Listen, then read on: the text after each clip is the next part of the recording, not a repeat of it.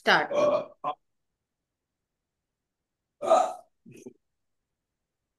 నా పేరు హాస్యప్రియ.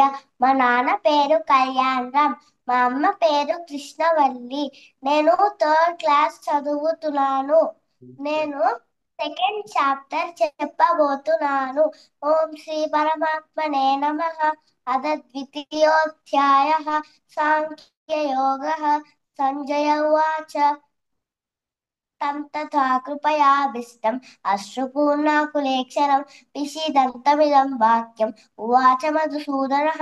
శ్రీభగవానువాచ కుతస్త్వాకస్మలమిదం విషమే సంపస్థితం అనార్యజుష్టమస్వర్గ్యం అకీర్తికరమర్జున క్లైబ్యం మాస్మగమః పార్థ నైతత్త్వయ్యుపపద్యతే క్షుత్రం హృదయ దౌర్బల్యం త్యక్తోత్తిష్ట పరంతప.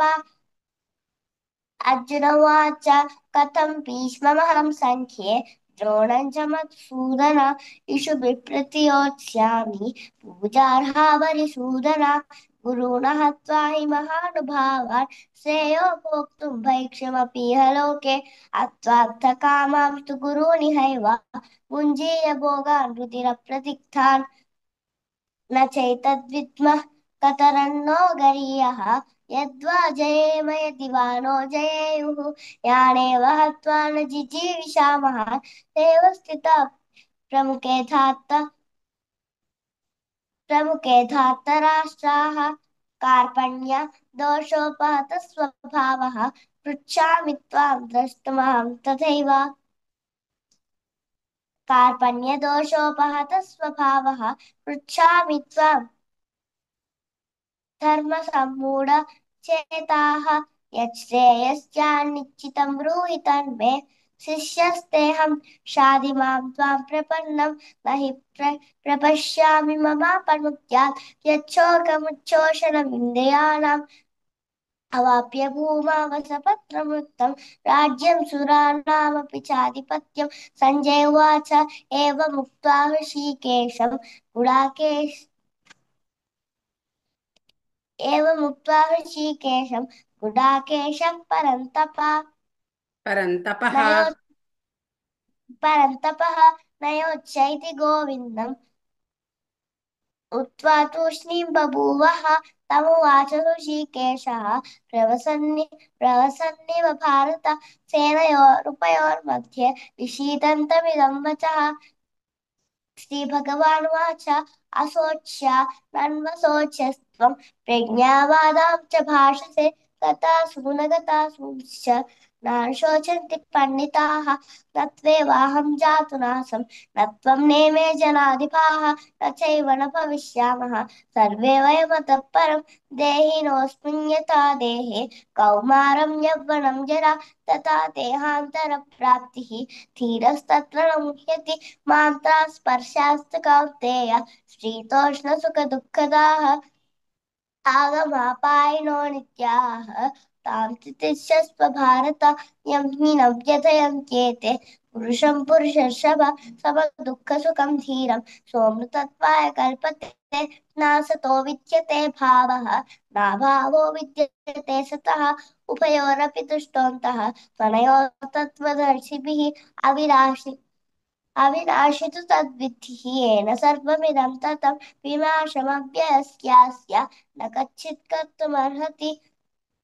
अन्तवन्त इमे देहाः यस्योक्ता शरीरिणः अनाशिनो प्रमेयस्य तस्माद्युध्यस्व भारत यं हि न व्यथयन्त्येते पुरुषं पुरुषर्षभ समदुःखसुखं धीरं सोऽमृतत्वाय कल्पते. కాదు కాదు, యా ఏనం కదమ్మా.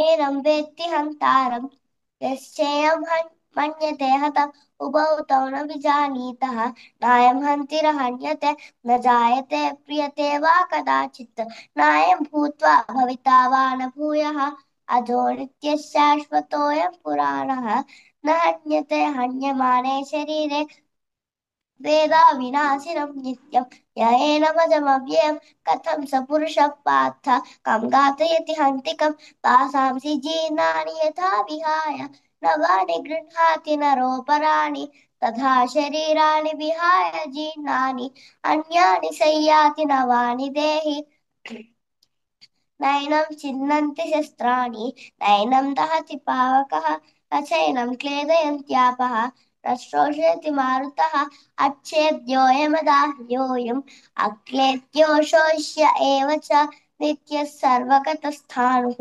अचलोऽयं सनातनः अव्यक्तोऽयमचिन्त्योऽयम् अविकार्योऽयमुच्यते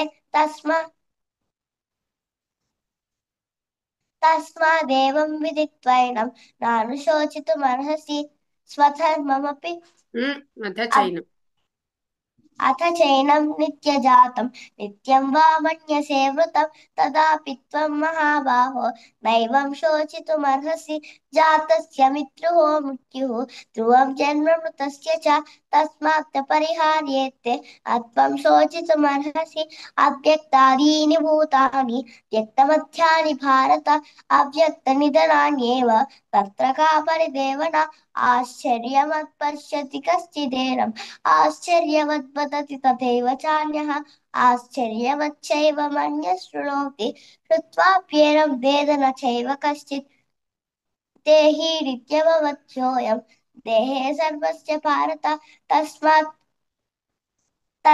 सर्वाणि भूतानि न त्वं शोचितुमर्हसि सत् स्वधर्ममप स- स्वधर्ममपि चावेक्ष्य स्वधर्मम स्वधर्ममपि सावेक्ष्य ऐकम्पितुमर्हसि धर्म्यार्थि युद्धात् श्रेयोऽन्यत् क्षत्रियस्य न विद्यते यदृच्छया चोपपन्नं स्वर्गद्वारमपावृतं सुखिनः क्षत्रियाः पार्थ लभन्ते युद्धमीदृशम् अथ चैनमिमं धर्म्यं सङ्ग्रामं न करिष्यसि ततः स्वधर्मं कीर्तिं च हित्वा पापमवाप्स्यसि अकीर्तिं चापि भूतानि कथयिष्यन्ति ते व्यया सम्भावितस्य च कीर्तिः मरणादतिरिच्यते भयात् त्रणातु परतं वंश्यं ते त्वामहारथः येषां महारथः येषां च त्वं बहुरथः भूत्वा यास्यसि लाभवम् अवाच्य वादां च बहु वणिष्यन्ति तवाहिताः निन्दन्तस्तव सामर्थ्यं ततो दुःखतरं नु किम् हतो वा प्राप्स्यसि स्वर्गं जित्वा वा भोक्ष्यसे महीम्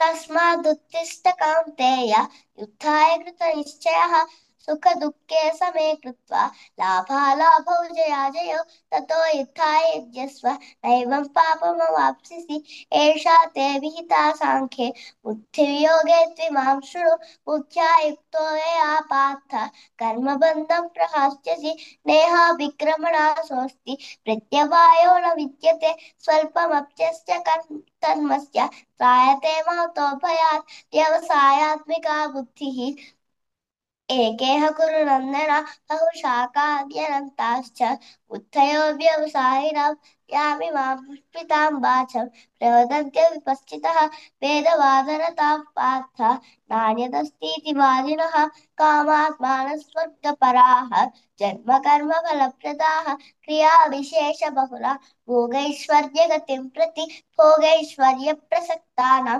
तया पुरुषचेतसा व्यवसायात्मिका बुद्धिः समादौ न विधीयते त्रैगुण्यविषया वेदाः निस्त्रैगुण्यो भवार्जुन निर्द्वन्द्वो नित्यसत्त्वस्थः निर्योगक्षेम आत्मवान् यावानर्थ उदपाने सर्वगः तावान् सर्वेषु वेदेषु ब्राह्मणस्य विजानतः कर्मण्येवाधिकारस्ते मा फलेषु कथाचन मा कर्मफलहेतुर्भूः मा ते सङ्गोऽत्वकर्मणि योगस्तः कुरु कर्माणि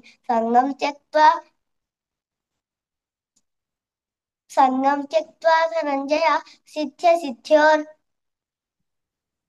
समो भूत्वा सिद्ध्यसिद्ध्योर्समो भूत्वा समत्वं योग उच्यते दूरेण ह्यवरं कर्म बुद्धियोगात् धनञ्जय बुद्धौ शरणमन्विच्छ कृपलाफलहेतवः बुद्धियुक्तो जहातीह उभे सुकृतदुष्कृते तस्माद् योगाय युज्यस्व योगः कर्मसु कौशलं कर्मजम् बुद्धियुक्ता हि परं त्यक्त्वा मनीषिणः जन्मबन्धविनिर्मुक्ताः परं गच्छन्त्यनामयम् यदा ते मोहकलिलं बुद्धिर्व्यतितरिष्यति तदा गन्तासि निर्वेदं श्रोतव्यस्य श्रुतस्य च श्रुतिविप्रतिपन्ना ते यदा स्थास्यति निश्चला समाधावचना बुद्धिः तथा योगमवाप्स्यसि अर्जुन उवाच स्थितप्रज्ञस्य का भाष तवादिस्तस्य केशव स्थितदिः किं प्रभाषेत किमासीत व्रजेत किं श्रीभगवानुवाच प्रजहाति यथा कामान् सर्वान् पार्थमनोगतान् आत्मन्येवात्मना तुष्टः स्थितप्रज्ञस्तदोच्यते दुःखेष्वनुद्विग्नमनाः सुखेषु विगतस्पृहः वीतरागभयक्रोधाः स्थितधीर्मुनिरुच्यते यः सर्वत्राणपि स्नेहः तत्तत्प्राप्य शुभाशुभं नाभिनन्दति न द्वेष्टि तस्य प्रज्ञा प्रतिष्ठिता यदा संहरते चायं विषया विनि कूर्मो विषया विषया विनिवर्तन्ते निराहारस्य देहिनः रसवज्जं रसोऽप्यस्य परं दृष्ट्वा निवर्तते यततो एततो ह्यपि कौन्तेय पुरुषस्य विपश्चितः इन्द्रियाणि प्रमाथीनि हरन्ति प्रसभं मनः तानि सर्वाणि संयम्य युक्ता आसीत मत्परः वसेहि यस्येन्द्रियाणि तस्य प्रज्ञा प्रतिष्ठिता ध्यायतो विषयान् पुंसः सङ्गस्त्रेषूपजायते सङ्गात् सञ्जायते कामः कामात् क्रोधोऽभिजायते क्रोधात् भवति सम्मोहः सम्मोहः स्मृतिविभ्रमः स्मृतिभ्रंशात् बुद्धिनाशः बुद्धिनाशात् प्रणश्यति रागद्वेषवियुक्तैस्तु विषयानिन्द्रियैश्चरन् आत्मवश्चेविधेयात्मा प्रसादमधिगच्छति प्रसादे सर्वदुःखानां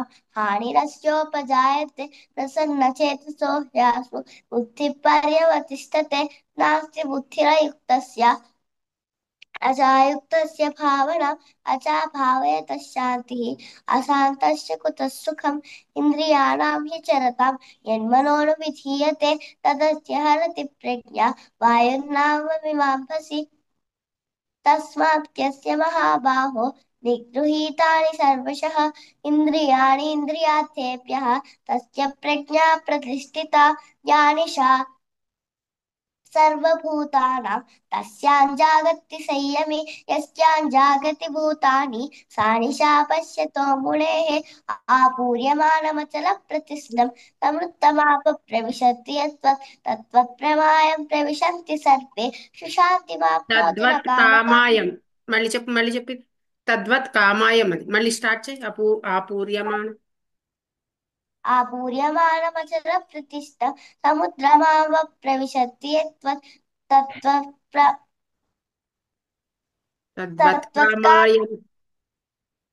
तत्त्वत्कामाय प्रविशन्ति सर्वे शशान्तिमाप्नोति न कामकामी विहाय कामान्यः सर्वान् पुमां चरति निःस्पृहः निर्ममो निरहङ्कारः शशान्तिमधिगच्छति येषां ब्राह्मी स्थितिः पार्थ नयनां प्राप्य विमुह्यति स्थित्वा स्यामन्तकालेऽपि ब्रह्मनिर्वाणमुच्यति ॐ तत्सदिति श्रीमद्भगवद्गीतासु उपनिषत्सु ब्रह्मविद्यायां योगशास्त्रे श्रीकृष्णार्जुनसंवादे साङ्ख्ययोगो नाम द्वितीयोऽध्यायः అది 27 శ్లోకం ఇంకొకసారి చెప్పు. ఏదంటే జాతస్య హిద్రువో, అది మళ్ళీ చెప్పు ఒకసారి.